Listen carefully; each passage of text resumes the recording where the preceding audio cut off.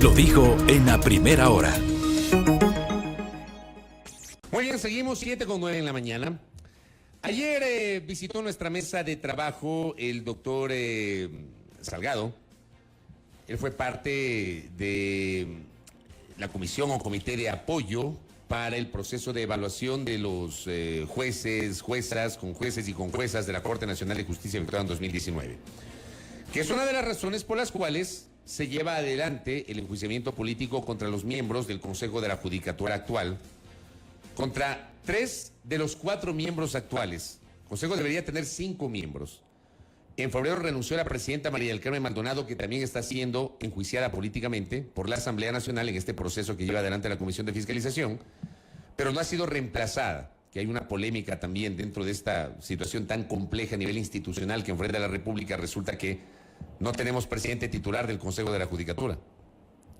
Y también hay una polémica que en algún momento también igualmente la compartimos y lo comentamos con ustedes. Tenemos 3 de los 4 vocales que están siendo materia de esta interpelación: el presidente encargado Fausto Murillo, el vocal Juan José Morillo y la vocal Maribel Barreno, junto a la expresidenta María del Carmen Maldonado. Y claro, el doctor Salgado defendía el proceso de evaluación y el reglamento. Y señalaba, por ejemplo, que el fallo que emitió la Corte Constitucional el 27 de diciembre, al menos el 27 de diciembre pasado, se conoció de aquello. No es que echaba abajo la evaluación, sino que cuestionaba algunos elementos del reglamento que se aplicó. El Diario Universo, publicaba el 27 de diciembre que la Corte Constitucional define vulneración a la seguridad jurídica en el reglamento usado para la evaluación de los jueces y conjueces de la Corte Nacional. O sea, la Corte le termina dando la razón a los jueces que fueron destituidos con la evaluación, pero no dispuso su retorno, su reintegro a la Corte Nacional de Justicia, sí dispuso el pago de una reparación económica. Y posterior a esto, la Corte Provincial de Justicia de Pichincha igualmente emitió una acción de protección a favor de los jueces que fueron destituidos. Bueno, tengamos un contraste de la entrevista que tuvimos el día de ayer con el doctor Salgado. Visita nuestra mesa de trabajo el juez de la Corte Provincial de Justicia de Pichincha, Fabián Favara, quien integró justamente ese tribunal que en el 2022, este año, 2021, en el 2021 concedió una acción de protección a favor de los jueces. Doctor, bienvenido, ¿cómo le va? Buenos días, estimado Fabricio, buenos días, Belkis, a toda la audiencia de Sonorama, pues un cordial y afectuoso saludo. Bueno, pongamos en contexto, relátenos en qué consiste ese recurso que termina beneficiando a los jueces removidos, por favor. Bien, en el año 2019, el Consejo de la Judicatura, que fuera posesionado y designado por el Consejo de Participación Ciudadana y Control Social Transitorio, resolvió aceptar un exhorto que le formuló ese Consejo Transitorio, que lo presidió el doctor Julio César Trujillo, en el sentido de iniciar un proceso de evaluación a los señores jueces y conjueces de la Corte Nacional de Justicia de aquella época.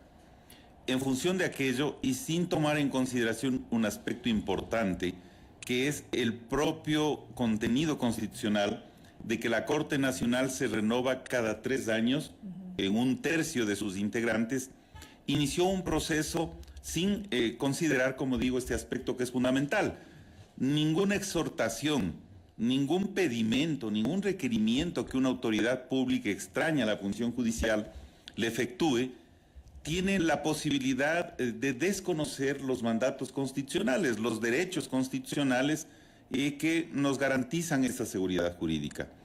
Este Consejo de la Judicatura, que actualmente está siendo sometido a un juicio político, inició ese proceso, contrató expertos, primero para la realización del reglamento y con posterioridad un grupo de apoyo para efectuar esta actividad de evaluación. En ese proceso, en primer lugar, arrancaron antes de que los jueces a ser evaluados concluyan el periodo constitucional de 3 años que marca la posibilidad de estas renovaciones.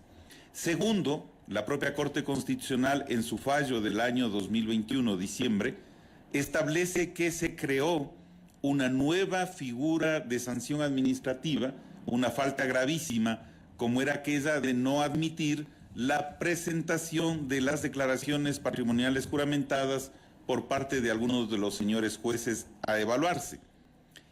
Los señores jueces a evaluarse en torno a este punto dijeron que era absurdo solicitarles nuevamente lo que está autorizado por todo funcionario público al inicio de su gestión y en las permanentes actualizaciones patrimoniales que cada 2 años estamos obligados a hacer por ley, en donde se abre el sigilo de cuentas bancarias y se autoriza de manera general y bajo juramento la posibilidad de que la Contraloría General del Estado, que es el órgano de cuentas y de control de las declaraciones patrimoniales de los servidores públicos, pueda hacerlo en el momento en que creyere conveniente. Es decir, los jueces dijeron, no requieren pedirnos nuevamente lo que está autorizado de manera pública y de manera jurada cuando se hace esta declaración patrimonial. Bien, esas 2 circunstancias fueron glosadas, fueron determinadas como inconstitucionales por la Corte. ¿Ante qué acción? Ante una acción de inconstitucionalidad que se presentó por la Asociación Ecuatoriana de Magistrados y Jueces del Ecuador, la AEMAC, y que fue patrocinada por el doctor Rafael Ollarte, en donde se hacían varias puntualizaciones en el sentido de que el reglamento aprobado por el Consejo de la Judicatura era inconstitucional. Era inconstitucional primero por el periodo, no respetaba la estabilidad y el periodo de designación para el cual accedieron mediante concurso de merecimientos los señores ex jueces y ex conjueces. ¿Cuál es el periodo?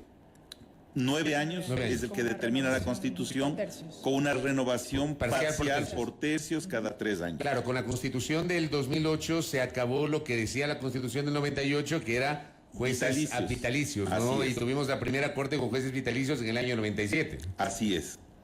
Ahora, ¿por qué el criterio de los jueces vitalicios? Que tampoco es una idea sacada de los cabellos impuesta en la norma constitucional. Por la carrera, la Corte Interamericana de Derechos Humanos determina que de preferencia los jueces de altas cortes, llámese Corte Constitucional, Corte Nacional de Justicia, antes Corte similares, antes Corte Suprema, deben gozar de esa estabilidad para no ser influenciados por el poder político de turno. Porque si no tenemos los escándalos que a diario la ciudadanía ve y expecta con indignación, que se utiliza la función judicial para zanjar diferendos de carácter político. Aquí en este caso hablamos de un periodo que no se respetó, periodo que ya establecía la Constitución del 2008 y ese periodo, según la Corte Constitucional, no se respetó. Así es. Eso dijo la Corte Constitucional en diciembre de 2021. Esta acción de inconstitucionalidad es una acción que permite un control concentrado por parte de la Corte Constitucional, pero es de carácter abstracto. ¿En qué sentido? En el sentido de que cualquier norma jurídica, llámese, en este caso reglamento, ley orgánica, ley ordinaria, acuerdo ministerial, decreto ejecutivo, puede ser impugnado cuando alguna persona o alguna institución o algún colectivo considera que sus disposiciones son contrarias al texto constitucional. Yo acudo a la Corte Constitucional para que haga una vigilancia, un control abstracto, es decir, sin topar intereses de carácter personal o subjetivos. Y en ese sentido, cuando yo encuentro como Corte Constitucional que existen esos visos, existen esas contradicciones entre el texto de la norma suprema, de la norma constitucional, y este reglamento, como es el caso que nos ocupa, lo declara inconstitucional y lo expulsa, lo saca del ordenamiento jurídico nacional. Dejó de tener vigencia, dejó de tener valor jurídico. Y eso es lo que hizo la Corte Constitucional, pero no solamente con las 2 apreciaciones que en rigor y verdad debemos hacer, que fueron a los 2 aspectos: periodo, que no se respetó, y segundo, el tema de haber creado una infracción gravísima para el Código Orgánico de la Función Judicial sin reserva de ley, es decir, sin que provenga de una norma legal. Bien, pero en esta decisión de la Corte Constitucional hubo votos concurrentes. del doctor Agustín Grijalva, de la doctora Daniela Salazar Marín, del doctor Ali Lozada Prado, actual presidente de esta entidad, así como también del doctor Luis Herrería Bonet. El doctor Herrería Bonet hizo su voto concurrente. ¿En qué sentido? En el de que no se puede, en una acción de control abstracto de la norma, no de los derechos subjetivos de personas en particular, no se puede establecer una reparación integral, como la que se dispuso hacer mediante el pago de una liquidación o indemnización económica a los jueces que fueron removidos bajo este procedimiento inconstitucional. Ayer escuchaba, y obviamente yo respeto mucho al doctor Roberto Salgado, que decía que, pero solo se declaró inconstitucional por dos aspectos. Pero resulta... No se determinó la restitución de los jueces en este caso. Sí, ahora, ya vamos a abordar ese punto brevemente también, pero nos decía, pero solamente se estableció de que había inconstitucionalidad de estos dos aspectos, de esos dos rubros. Pero ¿cuál es el efecto de declarar inconstitucional a ese reglamento? Es de que deja de tener vigencia jurídica y no sirve desde esa perspectiva jurídica para ningún acto administrativo posterior. Anula el proceso. Por supuesto, deja sin efecto en el mejor sentido, o sea, más bien en un sentido esencial. Si un proceso nace viciado de inconstitucionalidad, no puede generar efectos jurídicos, por loable, por apreciable, por facultado que esté el Consejo, porque nadie le quita al Consejo de la Judicatura esa facultad de ejercer la evaluación de los jueces y servidores judiciales, pero ciñéndose a los parámetros constitucionales y a los parámetros legales. Ahora, en esos votos concurrentes, además, el doctor Grijalva, la doctora Salazar y el doctor Lozada dijeron que es una abierta intromisión a la independencia judicial los mecanismos que se optaron, porque si bien el Consejo tiene la facultad de dirigir el proceso, así dice la norma, no es menos cierto que hay pronunciamientos claros, categóricos, expresos de Corte Interamericana de Derechos Humanos que señala cuáles son los parámetros generales sobre los cuales debe practicarse esa evaluación. ¿Por qué? Porque si no, se ve sometidos la Corte Nacional de Justicia, las Cortes Provinciales, los jueces de primer nivel, a la posibilidad de una influencia de carácter político. Porque ¿cómo se conforma el Consejo de la Judicatura? Con ternas enviadas del Poder Ejecutivo, del Presidente de la República, que proviene ¿de qué? De una elección de carácter político. De la Asamblea Nacional, que tiene una composición eminentemente política. De la Presidencia de la Corte de Justicia, que es el único representante de la función judicial propiamente dicha de los jueces en la composición de un organismo que debería ser mayoritariamente judicial, como ocurre en España, como ocurre en la mayor parte de países del mundo occidental, en donde el Consejo de la Judicatura está integrado por jueces en servicio activo o en servicio pasivo, por ex jueces de Corte Nacional, por expresidentes de Corte Nacional, porque quien dirige administrativamente y tiene una función más grave todavía, que es la de ejercer el control disciplinario de los jueces y eventualmente resolver su remoción mediante evaluación, su destitución mediante la aplicación de cualquiera de las infracciones disciplinarias, debe tener un contenido judicial. Doctor, permítame Sí. un segundo y perdón la ignorancia. Si bien la sentencia en su momento declaró inconstitucional el reglamento, esa sentencia no podía ser un poco más amplia y específica, si se quiere, a propósito del análisis que hacía el día de ayer nuestro invitado. Y lo pregunto ¿por qué? Porque este tema, como sabemos, ha motivado este juicio político en contra de varios miembros del Consejo de la Judicatura, y durante la lectura de las pruebas de descargo de la expresidenta de la Judicatura, María del Carmen Maldonado, ella decía, por ejemplo, que la sentencia de la Corte no concluyó que la Judicatura se haya robado funciones, que se haya afectado derechos de los evaluados o violentado el principio de independencia judicial. Insisto, la sentencia no debía ser aún más específica. Si ya se declaró inconstitucional el reglamento, nulitar por ende el proceso como tal. Lo hizo, implícitamente lo hizo.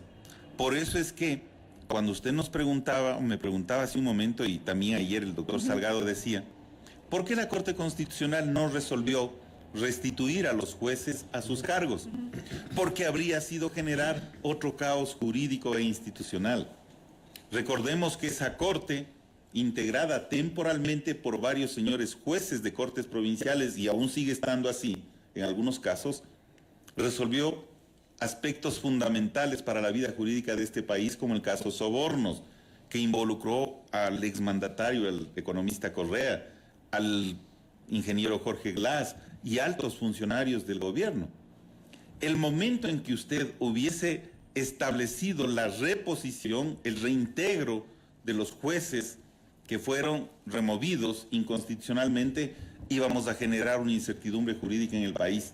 Porque no son solamente en esos casos emblemáticos, cientos, por no decir miles de causas que fueron resueltas por los conjueces temporales y jueces temporales que designó el Consejo de la Judicatura. Y hubiesen quedado, probablemente se hubiese abierto una discusión sobre la nulidad de esos procesos. No, es que la consecuencia lógica, inmediata era la nulidad, porque los jueces así designados habrían actuado sin competencia. O sea, tiene bastante sentido lo que está diciendo. Y por lo que eso decía ayer dijo, el invitado también respecto de la lectura que hacía. Claro.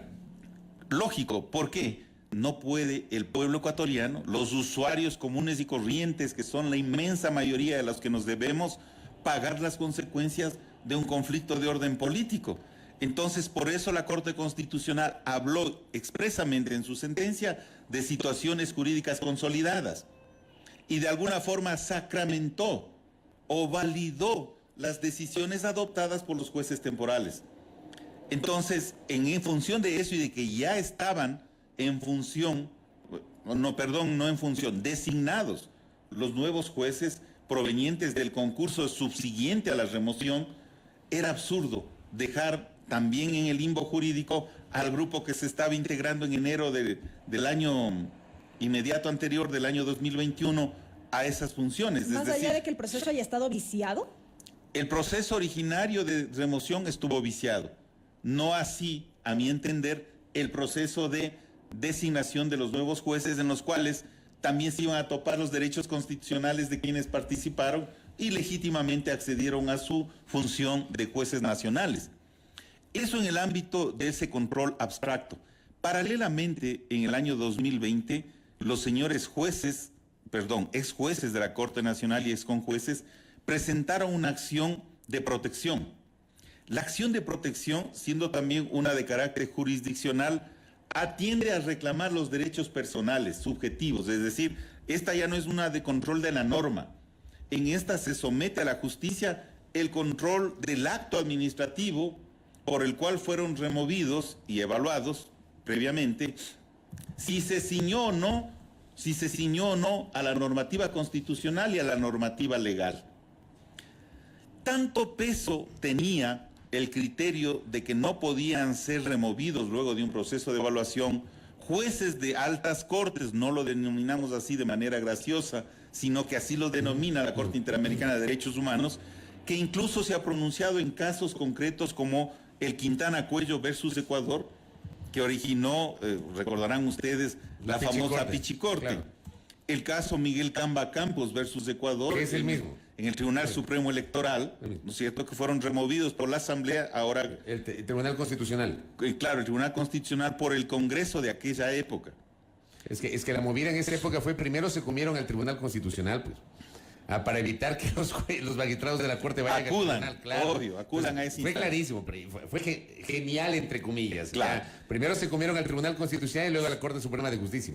Hay varios pronunciamientos de Corte Interamericana que han señalado esa estabilidad de alguna forma reforzada que debe tener el Poder Judicial, la función judicial de todos los estados democráticos, porque no es un derecho del juez, no es una garantía del juez, sino del usuario, porque de lo contrario nos vemos todos los días abocados a esa nefasta, nociva y condenable actitud de buscar influenciar en las decisiones judiciales. Cuando se politiza la justicia, ¿no?, y se judicializa la política, términos viejos, son un lugar común, pero en todos los días vemos cuando incluso se hace un uso abusivo del derecho. En este caso, los señores jueces acudieron de manera directa a la Corte, presentaron esa acción de protección buscando, entre otras cosas, regresar a sus cargos. El pago de una indemnización por los periodos que les faltaba para completar sus funciones de acuerdo con la Constitución de la República, y que se establezca una clara vulneración a la independencia judicial conforme fallos de Corte Interamericana, y que adicionalmente hubo falencias en el proceso, como por ejemplo cuáles, y esas ya se podían discutir en sede de acción de protección. Por ejemplo, el cambiar los reglamentos luego de convocado el concurso y en proceso, es decir, ¿tiene la facultad de dictar los instructivos y los reglamentos del Consejo de la Judicatura? Sin duda alguna. Pero las reglas de juego tienen que estar dadas de manera previa para todo el proceso. Caso contrario, podría pensarse, no lo afirmo, podría pensarse de que hay cambios en la marcha de esta evaluación con algún criterio sesgado, con algún sentido de favorecer o desmejorar la posición de alguno de los participantes. Lo primero, ¿en qué sentido? Se cambiaron a los integrantes de comisiones evaluadoras o de apoyo, o llámese como se llama. Los comités de apoyo, como le denominen, es un grupo ad hoc designado por el propio Consejo para que soporte, apoye, colabore en esa gestión. Se ponen como evaluadores a distinguidos miembros del Foro Nacional, contra los cuales no tengo absolutamente nada. Mi respeto absoluto para todos los miembros de la Comisión de Apoyo o de la Comisión de Evaluadores, porque hay gente de notable trayectoria ahí que actuó de buena fe. Es decir, fueron convocados a hacer algo y lo hicieron de buena fe. El doctor Gustavo Medina López, que tiene una trayectoria acrisolada, todos lo conocemos, distinguido maestro, ex juez, procurador general del Estado, el doctor Roberto Salgado Valdés, y todos y cada uno de los integrantes de esas comisiones. Pero ¿qué es lo que pasó cuando le dan la oportunidad de ser evaluador a un abogado en libre ejercicio? No le pongamos ningún nombre. Que tiene conflicto de intereses, porque quienes conocen, por ejemplo, materia penal, que es en la que yo me desenvuelvo y seguramente será así, en la civil, en la mercantil, en la de niñez, en la laboral, tiene conflicto de intereses, porque no todas las causas que patrocina tendrán éxito o, como se dice coloquialmente, ganarán los juicios. Entonces, ¿cómo puedo poner yo a un abogado en libre ejercicio que litiga ante mí a evaluarme? Porque todos aquellos que hayan obtenido una sentencia favorable estarán gratos y reconocerán mis méritos. Ahora, doctor, explicado esto, digamos, es su visión, que claramente es distinta a la que ayer tenía el doctor Salgado sobre el fallo de la sentencia de la Corte Constitucional.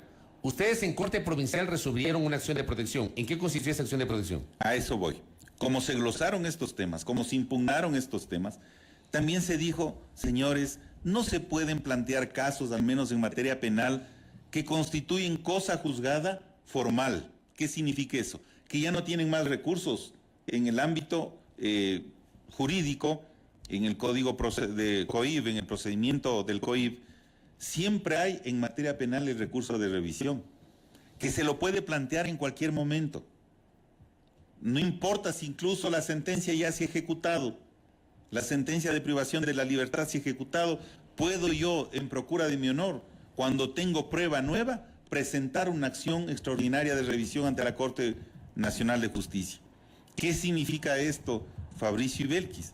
Significa que si yo veo por YouTube, donde se subieron y se transmitieron de manera simultánea las comparecencias de los señores ex jueces de la Corte Nacional, en materia penal me refiero, y fueron consultados, fueron examinados por los señores evaluadores sobre un caso en particular, porque les dieron a defender o versó esa evaluación sobre casos concretos, con número, con ciudadanos que fueron los usuarios del servicio de justicia y que eventualmente estaban ejecutoriadas las sentencias, le cuestionan al juez o a la jueza que fue evaluado. Mañana yo, como abogado perspicaz, y hasta ahora no se lo ha hecho, pero podrían hacerlo, voy a comparecer ante la actual Corte Nacional de Justicia y voy a decir, hubo una falla al dictarse la sentencia que me condenó, tanto así que el juez o la jueza que se sometió a un procedimiento de evaluación y que se analizó mi caso, no alcanzó los puntos para permanecer en la Corte y por tanto ese fallo adolece esencialmente de un error de carácter jurídico, porque la evaluación ahí era cualitativa. Entonces, si un evaluador me dice que la sentencia que yo dicté no está adecuadamente concebida desde el punto de vista jurídico, no tiene la argumentación, no tiene la razonabilidad, no tiene los fundamentos de hecho, no concuerdan con los de derecho y la prueba revisada en su momento, yo tendré o no la posibilidad de acudir en una acción extraordinaria de revisión, en un recurso extraordinario de revisión. Entonces, en materia penal, y eso no lo entiende mucha gente, no hay cosa juzgada material, hay cosa juzgada formal, porque mañana pueden aparecer elementos de prueba diferentes a los que sirvieron de base para la condena, que cambian la situación jurídica de la persona, que incluso pudo haber ya cumplido la condena. Y se han dado casos de que apareció alguien a quien se le practicó una prueba de ADN y que era la que correspondía con el perfil genético de una víctima, o de alguien que pudo demostrar que estaba fuera del país en el momento en que se cometieron los hechos delictivos. Es decir, hay determinadas circunstancias que deben analizarse a profundidad y desde otra perspectiva. Esos detalles más la abierta injerencia, o sea, la abierta injerencia, porque no podemos desconocer, más aún ahora el país asiste a un juicio político en donde uno de los argumentos, que si bien es cierto, no es el sustancial, porque se produjo ex post a la iniciación de este juicio político, es la filtración de unos audios que hablan de la posible o la presunta injerencia o búsqueda de injerencia en la justicia para obtener determinado tipo de fallos. ¿Qué es lo que dice de aquello? Nosotros somos los jueces que dictamos esta sentencia en el mismo sentido de lo que dijo la Corte Constitucional, porque no nos podemos apartar, ¿no?, de una decisión que es vinculante. Lo que dijo la Corte Constitucional... Es de cumplimiento obligatorio. Es de cumplimiento obligatorio. Y eso es inapelable, además. Es inapelable, pero para esto quiero comentarles que en el proceso el Consejo de la Judicatura nos recusó 2 veces a los miembros del tribunal. Nos recusó 2 veces. El Consejo de la Judicatura. El Consejo de la Judicatura nos recusó 2 veces a los jueces. Y ahora soportamos un sumario administrativo. ¿Por ese tema? Por ese tema, un sumario administrativo, siendo juez y parte del Consejo de la Judicatura. ¿Le parece a la ciudadanía, a la colectividad jurídica y a la colectividad en general, que es lógico que quien fue parte procesal, quien era el demandado en esta acción, a su vez ejercite esa acción disciplinaria en contra de los jueces que aparentemente fallamos en contra de sus intereses? ¿En serio me dice? Mi estimado Fabricio, la doctora Diana Fernández León, quien habla, soportamos una acción disciplinaria del Consejo de la Judicatura desde el 7 de abril de este año por la sentencia, ¿no?, dictada a favor de los ex jueces de la Corte Nacional. ¿Habrá mayor demostración de injerencia o de una pretendida injerencia del Consejo de la Judicatura actual en los jueces? Claro, el señor vocal, el doctor Morillo, compareció a la Comisión de Fiscalización y dijo que hay jueces honorables y el juez Favara. ¿Por qué? Porque nosotros no le tememos a hacer las cosas conforme dicta la Constitución y la ley. Capaz, y con esto cierro, capaz que después de esta declaración le abren otro sumario, doctor. Sí, menos mal que estoy en mi horario libre, ya iré a mis funciones desde las 8 de la mañana, pero a lo que yo voy es a lo siguiente: eso debe acabarse. No es justo que la ciudadanía asista a una especie de pugna, casi circense, de presentación de acciones de habeas corpus, de acciones de protección una tras otra sobre los mismos hechos. La propia Ley Orgánica de Garantías Jurisdiccionales establece que debe jurar, dice, bajo juramento declarará que sobre la misma materia y objeto no he presentado otra acción de protección, y eso se está vulnerando. Una barbaridad lo que está contando. Le queríamos invitar a Fabián Favara justamente para hacer este contraste a propósito de la entrevista de ayer, y creo que efectivamente hemos logrado ese contraste. Doctor, gracias por su exposición y también por sus revelaciones de cosas que no teníamos conocimiento. Mire usted, esto del sumario que les han abierto por este tema realmente es llamativo, curioso, por llamarlo así. Gracias, doctor. Ojalá hasta antes de que se vayan los señores vocales en el juicio político, si así decide la Asamblea, No nos destituyan, Fabricio Belkis, ojalá. Pero además lo más curioso es, y es público, está en el SADGE, el inicio de este sumario totalmente injustificado, ilegal, inconstitucional. ¿Saben cuál es el motivo por el cual nos inician el sumario? Por el artículo 109.1 que dice que interferir o ingerir o vulnerar la independencia judicial. El Consejo de la Judicatura dice que nosotros, jueces, hemos vulnerado la independencia del Consejo, cuando nosotros, los jueces en el Ecuador y en el mundo, somos los que estamos revestidos de esa condición de independientes. No es el Consejo, que es un órgano de administración, disciplina, control y vigilancia de la función. Entonces, dice que nosotros, los jueces, hemos ingerido en la independencia de ellos para tomar la decisión administrativa de un reglamento que fue declarado inconstitucional. Correcto, gracias. Al doctor Fabián Favara Gallardo, juez de la Corte de Justicia de Pichincha. Muchas gracias por su tiempo. Primera plana. Todas las noticias, todas las voces.